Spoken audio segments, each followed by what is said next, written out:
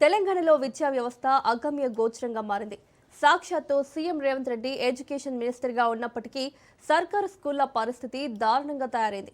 కేంద్ర విద్యాశాఖ గణాంకాలు దడ పుట్టిస్తున్నాయి. దేశవ్యాప్తంగా ఏడాదిలో 10,000 ప్రభుత్వ పాఠశాలలు మూతపడ్డాయి. స్కూళ్లు అత్యధికంగా క్లోజ్ చేసిన రాష్ట్రాల్లో తెలుగు రాష్ట్రాలు ఉండటం ఆందోళన కలిగిస్తోంది.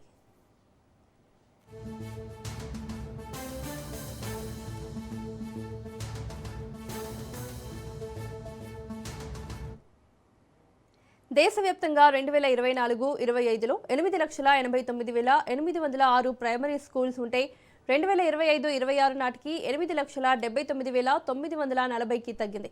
9,866 గవర్నమెంట్ ప్రైమరీ స్కూళ్లు క్లోజ్ అయ్యాయి. విద్యార్థుల సంఖ్య తక్కువగా ఉండడంతో మూతపడ్డాయా? డ్రాప్అవుట్స్ నివారించడానికి తీసుకుంటున్న చర్యలేంటని డీఎంకే ఎంపీ టీఆర్ బాలు అడిగిన ప్రశ్నకు సమాధానంగా కేంద్రం వివరాలను వెల్లడించింది.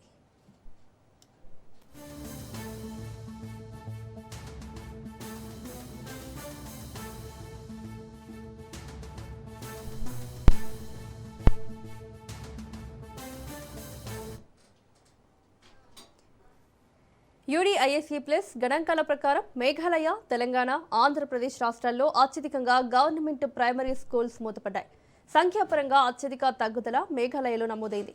అక్కడ ప్రభుత్వ ప్రాథమిక పాఠశాలల సంఖ్య 7,633 నుంచి 5,459కి పడిపోయింది. మేఘాలయ రాష్ట్రంలో 2,174 ప్రైమరీ స్కూళ్లు మూతపడ్డాయి. ఆ తర్వాతి స్థానంలో తెలంగాణ నిలిచింది. రాష్ట్రంలో ప్రైమరీ స్కూళ్ల సంఖ్య 22,983 నుంచి 21,022కి తగ్గింది. అంటే 1,961 బడులు క్లోజ్ అయ్యాయి. ఏపీలోనూ సేమ్ సీన్ నెలకొంది. ప్రైమరీ స్కూళ్ల సంఖ్య 37,449 నుంచి 36,000కు తగ్గింది. అక్కడ 1,446 ప్రైమరీ స్కూళ్లు మూతపడ్డాయి.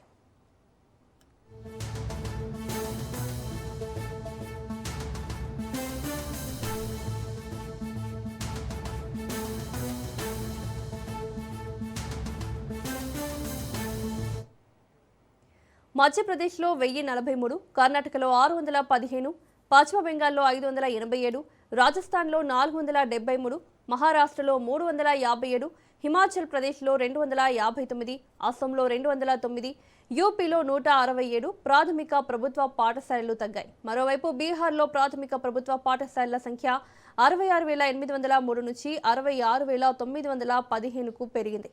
ఛత్తీస్గఢ్లో 43,836 నుంచి 43,853కి పెరిగింది.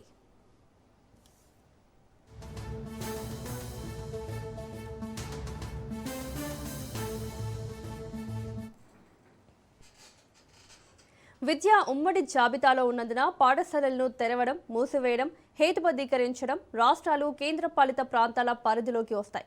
అయితే డ్రాప్అవుట్లను అరికట్టడానికి, విద్యార్థుల నమోదును మెరుగుపరచడానికి సమగ్ర శిక్ష, పీఎం పోషణ్ పథకాల ద్వారా రాష్ట్రాలకు మద్దతు ఇస్తున్నట్లు కేంద్రం తెలిపింది.